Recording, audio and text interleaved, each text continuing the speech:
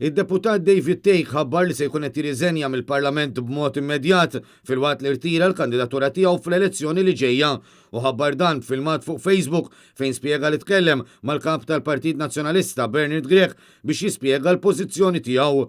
David Take qal li fil-waqt li ammetti li jagħmel żball amministrattiv bħala direttur ta' kumpanija u m'għandux jaħbi u l-informazzjoni kif iddawret primarjament mill-Partit Laburista ma jiminna xejn.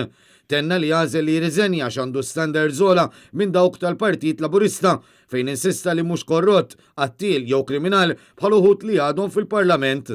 Sa dan it-tant fi sqarrija l-Partit Nazzjonalista spjega li l-kap tal-partit Bernard Grech aċċetta riżenja u ringrazzja lil David Take għal kontribut lil partit u għal ġlieda biex jittiebu l-standards fil-politika.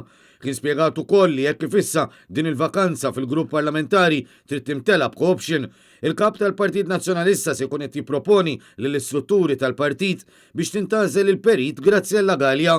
Bħalissa qed isservi bħala l-minority leader tal-Kunsill Lokali ta' San Pawl il-Baħar fil-waqt li hi kandidat tal-partit fuq 12 distret fl-elezzjoni ġenerali li ġejja.